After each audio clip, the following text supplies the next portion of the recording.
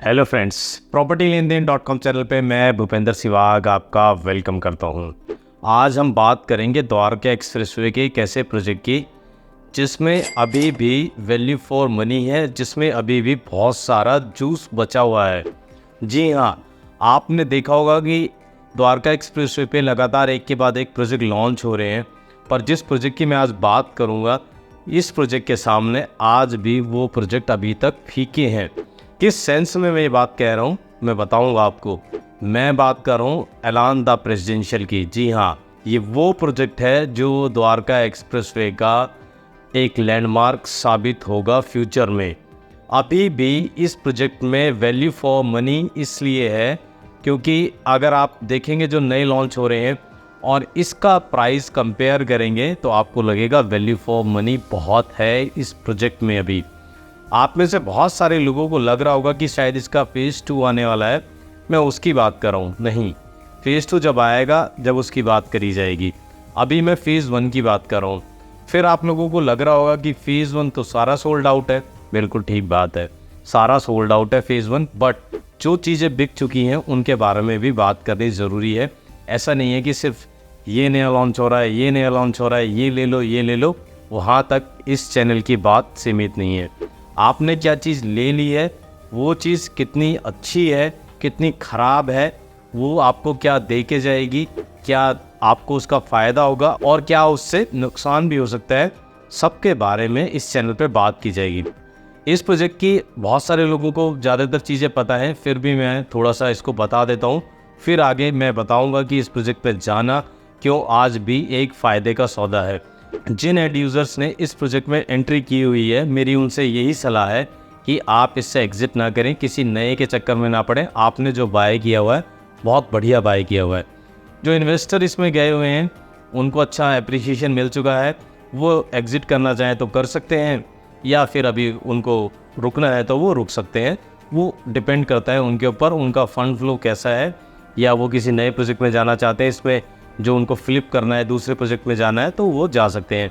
एक यही प्रोजेक्ट ऐसा है द्वारका एक्सप्रेसवे पे आज के टाइम पर, जिसमें आप जब एग्ज़िट करना चाहें तो बड़े आराम से एग्ज़िट कर सकते हैं। इसके अलावा मुझे द्वारका एक्सप्रेसवे पे अभी फ़िलहाल जब मैं वीडियो बना रहा हूँ, एक आध कोई प्रोजेक्ट होगा, एक्सेप्शनल कोई हो सकता है, उसको छोड़ के अगर आप उसमें से एग्ज़िट करना चाहें तो आप उससे एग्ज़िट नहीं कर सकते हैं। ये एक सच्चाई है। प्रोजेक्ट की बात करें, बैंक ऑन द्वारका एक्सप्रेसवे है, सेक्टर 106 में ये प्रोजेक्ट पड़ता है। 40 एकड़ का ये प्रोजेक्ट है, जिसमें 30 एकड़ में रेजिडेंशियल है और 10 एकड़ में इसमें कमर्शियल आएगा। 30 एकड़ की बात करें तो यहाँ पर टोटल 18 टावर आएंगे। फेज़ 1 में कुछ टावर आए थे, फेज़ 2, फेज़ 3, ये इसमें नए नए फेज़ लॉन्च होते रहेंगे। जब ये प्रोजेक्ट लॉन्च हो रहा था तो बिल्डर का भी यही कहना था कि फेज़ 1 में जो लोग जा रहे हैं वो इसमें बहुत अच्छा एप्रिसिएशन कमा कर निकलेंगे। बिल्डर की साख भी, बिल्डर की गुडविल भी दांव पर लगी हुई थी, क्योंकि ये उसका पहला रेजिडेंशियल प्रोजेक्ट था। इससे पहले इसके तमाम कमर्शियल प्रोजेक्ट आए थे, बट पहला रेजिडेंशियल प्रोजेक्ट होने की वजह से बायर और इन्वेस्टर भी इसमें हेजिटेट कर रहे थे जाने के लिए। लेकिन जैसा कि आपको पता है, जहाँ जितना रिस्क होगा वहाँ उतना गेन होगा। जिन लोगों ने ट्रस्ट दिखाया इस बिल्डर पे और इसके साथ गए, आज उनको पता है वो कितना एप्रिसिएशन ले चुके हैं। अब बात करते हैं कि हम क्यों बात कर रहे हैं अभी भी कि इसमें बहुत जूस बचा हुआ है। वो इसलिए जूस बचा हुआ है कि द्वारका एक्सप्रेसवे के सेक्टर 113-14 से लेके और सेक्टर आपका 82, 81, जहाँ तक भी आप लगा लो, किसी भी प्रोजेक्ट को आप उठा कर देख लो, पिछले एक साल में जो भी प्रोजेक्ट लॉन्च हुए हैं उसका प्राइस का कंपैरिजन इसके साथ कर लो, कहीं नहीं ठहरता कोई प्रोजेक्ट। उसकी अमेनिटीज़ इसके साथ कंपेयर कर लो, कहीं नहीं ठहरता कोई प्रोजेक्ट। उसका लैंड इसके साथ कंपेयर कर लो, छोटे छोटे लैंड के पार्सल हैं। जी हाँ, जब कोई बायर किसी प्रोजेक्ट में जाता है वो ये भी देखता है कि कितना बड़ा प्रोजेक्ट है। पिछले दिनों एक दो प्रोजेक्ट आए, उनका लैंड पार्सल छोटा था, मैं उनका नाम तो लूँगा नहीं, डेवलपर्स का और ना प्रोजेक्ट का, और लोगों ने जब उन प्रोजेक्ट्स की विज़िट की, वो इंटरेस्ट रखते थे उसमें, उन्होंने सिर्फ इस वजह से मना कर दिया कि लैंड पार्सल छोटा है, थोड़ा कंजेस्टेड फील होगा। टावर बेशक कम लेकर आ रहा है बिल्डर, लेकिन लैंड पार्सल छोटा होने की वजह से ग्रीन स्पेस भी कम होगा। कुछ और ऐसी चीज़ें हैं इस प्रोजेक्ट में जो ये कहती हैं कि आपको इसमें अगर अभी भी जाना है तो आप जा सकते हैं। सबसे पहले बात करूंगा मैं वेस्ट दिल्ली की और साउथ दिल्ली की। वेस्ट दिल्ली का बहुत बड़ा एरिया है। जो वेस्ट दिल्ली के लोग हैं वो द्वारका एक्सप्रेसवे पे लगातार इन्वेस्टमेंट कर रहे हैं और आने वाले दिनों में भी वो इसमें इन्वेस्टमेंट करेंगे द्वारका एक्सप्रेसवे पे। तो द्वारका एक्सप्रेसवे पे जब आप इन्वेस्टमेंट कर रहे हैं तो आप इसको कंसिडर कर सकते हैं। जब आप कोई भी नई प्रॉपर्टी बाय करने जा रहे हैं पूरे द्वारका एक्सप्रेसवे पे, तो मेरी आपसे सिर्फ एक ही एडवाइस है कि आप जिस भी प्रोजेक्ट में जा रहे हो उसको एक बार कंपेयर एलान द प्रेसिडेंशियल के साथ ज़रूर करें। उसकी एमेनिटीज़ के साथ, आपको रीसेल में किस प्राइस पे मिल रहा है उसके साथ, आपको बिल्डर के साथ, और आपको कंस्ट्रक्शन कैसी मिल रही है, और लोकेशन। जी हाँ, लोकेशन बहुत मैटर करती है। अभी एक डेवलपर का प्रोजेक्ट आया है, मुझे लगता है गुड़गांव का अभी तक का वो सबसे महंगा प्रोजेक्ट है पर स्क्वायर फीट की बात करें, और गुड़गांव के बिल्कुल बाहर जाकर है, बट वो लोकेशन ऐसी है उसका बिल्डर प्रीमियम चार्ज कर रहा है। अगर हम बात करें 106 सेक्टर की, तो ये द्वारका एक्सप्रेसवे के मिडिल में पड़ता है। ये उसी तरह मिडिल में पड़ता है जिस तरह आपका कैमेलिया अरालियास और मैग्नोलियास आपके गोल्ड कोर्स रोड के मिडिल में पड़ते हैं। जी हाँ, अब बात कर लेते हैं सबसे पहले वेस्ट दिल्ली की। वेस्ट दिल्ली वाले द्वारका एक्सप्रेसवे के थ्रू बड़े आराम से कनेक्टेड हो सकते हैं इस प्रोजेक्ट से। आप वेस्ट दिल्ली से चलो और आप थोड़ी देर में द्वारका एक्सप्रेस होते हुए सेक्टर 106 पहुंच जाएंगे। इसी तरह अगर मैं साउथ दिल्ली की बात करूं, वसंत विहार की बात करूं, तो वहां से एक टनल बनाई जा रही है जो सीधा शिव मूर्ति, जहां से द्वारका एक्सप्रेस स्टार्ट होता है, वहां तक जाएगी। आप साउथ दिल्ली से स्टार्ट करते हैं अपनी जर्नी, आप द्वारका एक्सप्रेस से जाएंगे और द्वारका एक्सप्रेस से आपको सिर्फ 15 से 20 मिनट लगेंगे इस लोकेशन पे पहुंचने के लिए। और इस प्रोजेक्ट को बनने में, इस प्रोजेक्ट को अभी पूरा कंप्लीट होने में लगभग मुझे लगता है 3 से 3.5 साल लगेंगे। तो अभी आपके पास बहुत टाइम है, आपको एक साथ पूरा पैसा भी नहीं देना है। आप में से बहुत सारे लोग जो एज ए इन्वेस्टर हैं वो सोच रहे होंगे कि इसमें तो एप्रिसिएशन आ चुका है तो मैं जाके क्या करूँगा। तो इसमें जैसा कि मैंने शुरुआत में कहा था, इस प्रोजेक्ट में अभी बहुत जूस बचा हुआ है। अब इस जूस को समझ लेते हैं कैसे बचा हुआ है। सबसे पहले जब बिल्डर एक के बाद एक फेज़ लेकर आता है किसी भी प्रोजेक्ट में, तो बिल्डर उस नेक्स्ट फेज़ का पिछले फेज़ से रेट ज़्यादा रखता है। जब नेक्स्ट फेज़ को बिल्डर लेके आता है तो जो उसका पिछला फेज़ लॉन्च होता है उसका जो रीसेल चल रहा होता है प्रोजेक्ट का, उसमें जो अपार्टमेंट का, उसका प्राइस अपने आप बढ़ जाता है। इस तरह अभी यहाँ पे बहुत स्कोप है, नए नए फेज़ आएंगे प्राइस बढ़ने का। दूसरा, इसका लैंड। किसी और डेवलपर के पास मुझे लगता नहीं है फ्यूचर में इतना बड़ा लैंड होगा जो एक साथ 30 से 40 एकड़ का प्रोजेक्ट द्वारका एक्सप्रेसवे पर लेके आ रहा हो। तो आप समझ सकते हैं जो लैंड है इसका वो अपने आप में बहुत एक्सक्लूसिव लैंड है।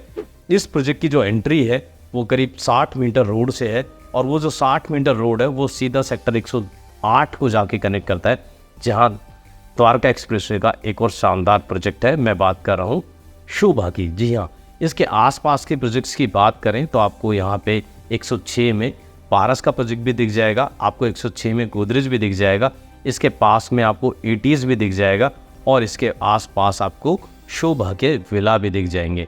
तो इसकी लोकेशन ये है।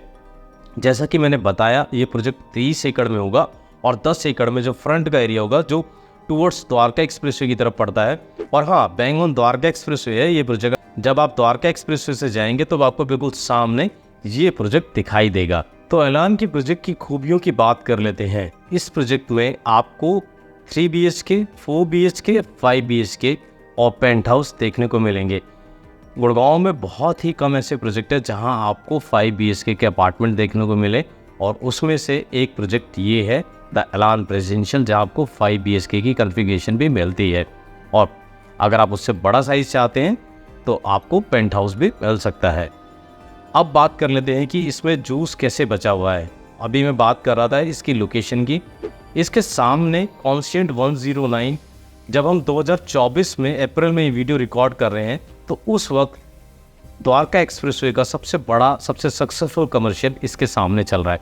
आने वाले दिनों में जैसा कि मैंने बताया था, इसका कमर्शियल होगा 10 एकड़ का, और उसमें आपको 5 स्टार होटल भी देखने को मिल सकता है, जैसा कि डेवलपर का कहना है।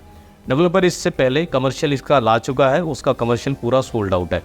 और हाँ, इसके आसपास आने वाले दिनों में आपको कुछ ऐसी चीज़ें होती हुई दिखाई देंगी कि जिससे इसका जो प्राइस है आपको और शूट अप होता हुआ दिखाई देगा। वो क्या चीज़ें हैं वो मैं कभी कैमरे पे नहीं बता सकता। अगर आप इस प्रोजेक्ट में जाना चाहते हैं, इस प्रोजेक्ट को समझना चाहते हैं, आप एंड यूज़र के तौर पे जाना चाहें आप एक इन्वेस्टर के तौर पे जाना चाहते हैं, तो आप मुझसे कनेक्ट कर सकते हैं। कनेक्ट करके आप मेरे से कंसल्टेंसी ले सकते हैं। हमारी कंसल्टेंसी पेड होती है। मैं आपको बताऊंगा कि एलान प्रेजेंशियल में जाके आपको क्या बेनिफिट हो सकता है और किस तरह का बेनिफिट हो सकता है। मैंने जैसा कि कहा, बहुत सारी चीज़ें इसके आसपास ऐसे घटने वाली हैं जिससे इसका प्राइस बहुत तेज़ी से और बहुत ज़्यादा बढ़ने वाला है। एक चीज़ और है, अभी आपके पास जब तक इलेक्शन नहीं चल रहा है बहुत अच्छा मौका है, बहुत अच्छा चांस है। आप जो रीसेल की मार्केट है, आप सेकेंडरी मार्केट है, उसमें कोई प्रॉपर्टी आप अगर चूज़ कर रहे हैं, कोई ढूंढ रहे हैं, तो आप उसको बाय कर लीजिए। इलेक्शन के बाद रीसेल की मार्केट बहुत तेज़ी से बढ़ने वाली है, प्राइस उसमें शूटअप करने वाले हैं। उसकी क्या वजह है, उसको लेकर अगर आप चाहते हैं मैं एक अलग से वीडियो बनाऊं, बहुत लॉजिकल, बहुत ही आपको प्रैक्टिकल मैं बताऊंगा कि क्या वजह रहेगी रीसेल की मार्केट की बढ़ने की, और उसको लेकर मैं अलग से आपके लिए एक वीडियो बना दूंगा। वापस आ जाते हैं एलान पे। मैंने जैसा कि कहा, द्वारका एक्सप्रेसवे के किसी भी प्रोजेक्ट को आप कंपेयर कर लीजिए एलान से। आप लोकेशन की बात करेंगे, लोकेशन में ये सबको बीट करता है। आप लैंड की बात करेंगे, लैंड पार्सल इसके पास सबसे बड़ा है, जो भी प्रोजेक्ट अभी तक लॉन्च हुए हैं या लॉन्च होने वाले हैं। अब बात कर लेते हैं इसकी कंस्ट्रक्शन की। आखिर कंस्ट्रक्शन क्वालिटी कैसी होगी इस प्रोजेक्ट की। बिल्डर पहला प्रोजेक्ट लेकर आ रहा है अपना, रेजिडेंशियल कमर्शियल तो उसके बहुत है, तो बहुत सारे लोगों को तो पता होगा, बहुत सारे लोगों को शायद नहीं पता हो। मैं बता देता हूँ, इसको कंस्ट्रक्शन करने वाली जो कंपनी है वो लिल्टन है। ये ऑस्ट्रेलिया की कंपनी है, इसकी एशियन विंग्स भी है और इसके दूसरे विंग्स भी हैं। लिल्टन वही कंपनी है जिसने गुड़गांव की सबसे महंगी प्रॉपर्टी को कंस्ट्रक्ट किया हुआ है। जी हाँ, आप सुनते हैं, जहाँ पर 100 करोड़ रुपए के फ्लैट बिकते हैं। मैं बात कर रहा हूँ द कैमिलियास की। जी हाँ, कैमिलियास को कंस्ट्रक्ट करने वाली जो कंपनी थी वो लिल्टन थी, और जो एलान के जो प्रमोटर है, जो या कहें ऑनर है, वो भी कैमिलियास में रहते हैं। ऐसा कहा जाता है, उनका एक सपना है कि जिस तरह वो कैमिलियास में रहते हैं वो भी एक ऐसा प्रोजेक्ट लॉन्च करें, ऐसा प्रोजेक्ट बनाएं जिसका कंपैरिजन कैमिलिया से हो। मेरा ये कहना है कंस्ट्रक्शन के मामले में बिल्कुल आप लिल्टन कैमिलिया को बनाया है, इसको भी ऐसा बनाएगा, लेकिन कैमिलियास को कैमिलिया बनाने में वहाँ की जेंट्री का बहुत बड़ा रोल रहा है। फ्यूचर में कुछ भी हो सकता है।